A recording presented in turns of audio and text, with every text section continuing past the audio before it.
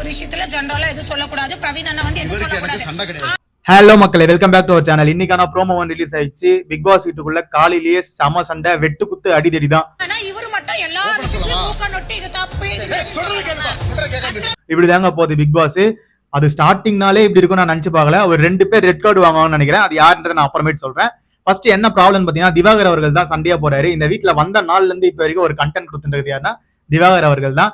திவாகர் வந்து super deluxe ரூமுக்கு போயிட்டு பெருக்கத்துக்காக போயிருக்காரு. அப்போ வந்து விஜய் பார்வதி அவங்கள வந்து கூப்பிட்டு வர சொல்லி நம்ம ரம்யா ஜோவும் அரோராவும் சொல்றாங்க. அப்போ வந்து அவர் வந்து வெளியே போகும்போது ஒரு மாதிரி முணுமுணுத்துனே போறாரு. அப்போ வந்து கண்ட்ரி ப்ரூட் அப்படின்னு ஒரு வார்த்தை சொல்லிட்டு போயிட்டாரு. அந்த வார்த்தைக்கான மீனிங் வந்து நம்ம ரம்யா ஜோக்கு தெரியல. அதனால அரோரா கிட்ட கேக்குறாங்க. அரோரா வந்து முட்டாள் அப்படின்ற மாதிரி அதுக்கு மீனிங் அப்படின்னு சொல்லி அவங்க கிட்ட சொன்ன உடனே அதை வந்து ஒரு பெரிய இஷ்யூ எடுத்துட்டு வந்து வெளியே வந்து சண்டை போட ஆரம்பிச்சாங்க. அப்போ வந்து நம்ம திவாகர் வந்து ஃபர்ஸ்ட் வந்து அது மாதிரி கேட்டதுக்கு சாரி அப்படின்னு சொல்லிட்டு தான் பேசிட்டு இருந்தாரு. அதே மாதிரி தான் எல்லாரும் ஓரளவு காம்ப்ரமைஸா தான் பேசிட்டு இருந்தாங்க. அப்போ வந்து நம்ம கானா வினோத் அவர்கள் வந்து அவர் போட்டு அந்த துண்டை வந்து நம்ம விஜய் பார்வதி மேல தூக்கி போட உடனே விஜய் பார்வதி சொல்லிட்டாங்க, இந்த மாதிரி என்கிட்ட எல்லாம் வந்து பண்ணாத, இது வந்து நம்ம ஃப்ரெண்ட்ஸ் என்னதான் இருந்தாலும் அது வெளியே இந்த மாதிரி சுச்சுவேஷன் வந்து இந்த மாதிரி எல்லாம் பண்ணக்கூடாது, அது தப்பு அப்படின்னு சொல்லி அப்போ வந்து நம்ம திவாகர் அவர்கள் வந்து அப்படின்னு கத்தி அவரோட சண்டை ஆரம்பிச்சாரு. ப்ரோமோல பாத்திருப்பீங்க. அதுக்கப்புறமேட்டா ரம்யா ஜோ வந்து ட்ரிகர் ஆகி அவர்கிட்ட போயிட்டு யார சொல்ற அப்படின்னு சொல்லிட்டு அது ஒரு பெரிய கான்ட்ரவர்சியா கிரியேட் ஆச்சு. அப்போ வந்து திவாகர் வந்து நீ படிச்சிருக்கியா இல்லையாமா, ஏமா இப்படி பண்ற, இதெல்லாம் ஒரு நாகரிகமா அப்படி இப்படின்னு அவர் ஒரு வார்த்தையை விட ஆரம்பிச்சாரு. இதெல்லாம் கேட்ட உடனே ரம்யா ஜோக்கு ட்ரிகர் ஆகி கொஞ்சம் அவங்க வந்து எமோஷன் ஆயிட்டாங்க. அவங்க வந்து நேத்து தான் அவ்வளவு தூரம் அவங்களோட ஸ்டோரியை சொல்லியிருந்தாங்க, எனக்கு யாருமே இல்லை, என்னை படிக்க வைக்கிறதுக்கு யாருமே இல்லை அப்படின்னு சொல்லிட்டு ஒரு மாதிரி எமோஷன் ஆயிருந்தாங்க. அதனால வந்து இதை சொன்னாங்க. பட் ஆனா ரம்யா ஜோ நேத்துல இருந்தே அவங்களோட ஆட்டிடியூட் ஆரம்பிச்சிட்டாங்க. ஒரு மாதிரி ஆட்டிடியூட்டா தான் சுத்திட்டு இருக்காங்க வெளியே ஃபுல்லா. ஏன்னா அவங்களுக்கு அந்த சூப்பர் டீலக்ஸ்ல இருந்து ஒரு பவர் கிடைச்சிருக்குல்ல, அந்த பவரை எப்படி யூஸ் பண்ணணும்னு இன்னைக்கு காலையில இருந்தே அவங்க டிசைட் பண்ணி தான் சுத்திட்டு இருக்காங்க.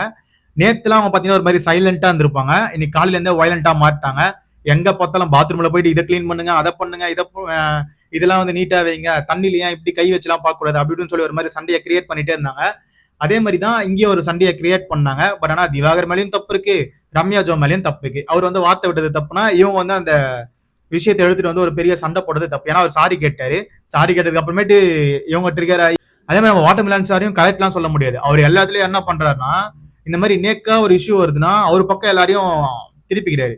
ஒரு ஆளா நிக்கிறாரு, அவரை சுத்தி எல்லாரும் கார்னர் அவரை பண்ணும்போது அவர் வந்து இப்போ அப்பாவி ஆயிடுறாரு, மத்தவங்களாம் வந்து வில்லன் ஆயிடுறாங்க.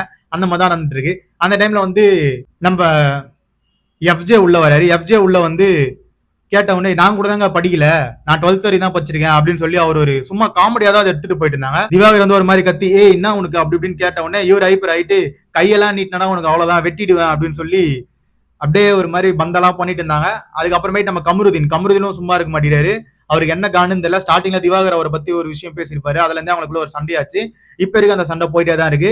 அதனால அவர் வந்து இப்படி தள்ளி விட ஆரம்பிச்சிட்டாரு. தள்ளி விட்ட உடனே அவர் அடிச்சிட்டாங்க அப்படின்ற மாதிரி ஒரு இதுவை கிரியேட் பண்ணிட்டாங்க வீட்டுள்ள. பட் ஆனா அவர் தள்ளி தான் விட்டாரு. ஆனா நான் சொன்ன பாத்தீங்கன்னா ரெட் கார் 2 பேர் வாங்குவாங்கன்ட்டு கமருதீன், இன்னொன்னு நம்ம எஃப்ஜே எதனால வெட்டிடுவேன்னு சொல்றதெல்லாம் வந்து ஒரு த்ரெட்னிங் தான். அது வந்து போன வாட்டி சீசன் 6ல வந்து நிக்சன் பண்ணிருப்பாப்ல, சொருகிடுவேன் அப்படின்னு சொல்லியிருப்பாரு. அதுக்கே கமல் சார் வந்து எங்க சொருக கண்லையா அப்படின்னு சொல்லிட்டு கேட்டு அது ஒரு மாதிரி பெரிய பிரச்சனையாச்சு. அதே மாதிரி தான் இந்த வாட்டியும் ஃபர்ஸ்ட் வாரமே சரியான கண்டென்ட் கொடுக்குறானுங்க. யார் ரெட் கார்டு வாங்கி வீட்டுக்கு போறான்னு தெரியல, விஜய் சேதுபதி என்ன கேட்க போறாருன்னு தெரியல. பட் ஆனா இது அஃபென்ஸ் தான். அதே மாதிரி வந்து இப்படி தள்ளுறது அதுவும் வந்து தப்பு தான். அதுக்கும் வந்து ஒரு வார்னிங் இருக்கும். கண்டிப்பா பொறுத்திருந்து பார்க்கலாம். எஃப்ஜேக்கு தேவையில்லாத வேலை, கம்னு இருந்திருக்கலாம், தேவையில்லாம உள்ள போய் மாட்டேங்கினாரு. சரி, நெக்ஸ்ட் திவாகர் வந்து எல்லா கேமராலையும் போயிட்டு அவரோட இது பதிவு பண்ணிட்டே இருக்காரு. லைவ்ல பார்த்த வரைக்கும் அதான் தெரிஞ்சது. திவாகர் வந்து எல்லா கேமரா கிட்டையும் போயிட்டு நான் நல்லவன், நான் வந்து எந்த தப்பும் பண்ணல, ஆனா வந்து தப்பு பண்ணவெல்லாம் விட்டுறாங்க, எல்லாரும் வந்து என்னையே கார்னர் பண்றாங்க. அவர் இந்த ஒரு ஃபேமை தாங்க எதிர்பார்க்கிறாரு. அவரு பிக் பாஸ்ல பாத்துருக்காரு, யாராவது ஒருத்தர் வந்து தனியா மாட்டினாங்க, அவங்க எல்லாரையும் கார்னர் பண்ணாங்கன்னா அவங்க வந்து பெரிய ஆளா எல்லாம் அப்படின்ற ஒரு மைண்ட் செட் கேம் தான் விளையாடிட்டு இருக்காரு. அதுக்கு இவங்களும் இடம் கொடுக்குறாங்க. இந்த மாதிரி அவங்க குத்துட்டே இருந்தாங்கன்னா திவாகர் வந்து அந்த சிம்பத்தியை கிரியேட் பண்ணி ஓட்டு வாங்கிறதுக்கு நிறைய வாய்ப்பு இருக்கு. அதை பொறுத்து இருந்து பார்க்கலாம். பட் ஆனா திவாகர் போய் எல்லா கேமராலையும் மென்ஷன் பண்ணுறது என்னன்னா, அவர் என்ன வெட்டிடுன்னு சொன்னாரு, அதெல்லாம் யாருமே கேட்க மாட்டேங்கிறாங்க. அவர் என்ன அடிச்சாருன்னு சொல்லிட்டாரு, என்ன அடிச்சாங்க, அதெல்லாம் வந்து யாரும் கேட்க மாட்டேங்கிறாங்க அப்படின்னு சொல்லி கேமரா முன்னாடி சீன் போட ஆரம்பிச்சிட்டாரு. ஏங்க நான்லாம் எப்படி வெளியே இருந்தேன், இப்ப எப்படி இருக்கேன் பாத்தீங்களா அப்படின்னு சொல்ற மாதிரி அவர் அப்படியே அப்பாவியா மாறிக்கிறாரு. அந்த மாதிரி இடம் கொடுக்காம இருந்தாங்கன்னா நல்லா இருக்கும். ஆனா விஜய் பார்வதி பத்தி ஒண்ணு சொல்லி ஆகணும். ஃபுல் அண்ட் ஃபுல் ட்ரிகர் பண்ணி விட்டுறது எல்லாமே வந்து விஜய் பார்வதி தான். திவாகரை நிறைய பேரை வந்து பின்னாடி இருந்து குத்தி கேம் ஆடுறாங்க. போன சீசன்ல இந்த மாதிரி யாரு இருந்தாங்க அப்படின்னு சொல்லிட்டு உங்களுக்கு ஞாபகம் வந்து அவங்களை கீழே கமெண்ட் செக்ஷன்ல கமெண்ட் பண்ணுங்க, அதை பார்த்து நான் தெரிஞ்சுக்கிறேன். இதுல வந்து திவாகர் மேல தப்பு இருக்கா இல்லன்னா ரம்யா ஜோ மேல தப்பு இருக்கான்னு கீழே கமெண்ட் செக்ஷன்ல கமெண்ட் பண்ணுங்க. அதை பார்த்து நான் தெரிஞ்சுக்கிறேன். அது மட்டும் நம்ம சேனலை சப்ஸ்கிரைப் பண்ணுங்க, கூட இருக்க பெல் ஐக்கனை தட்டி விடுங்க. அப்பதான் நம்ம போற வீடியோ எல்லாம் உடனே வந்து சேரும்.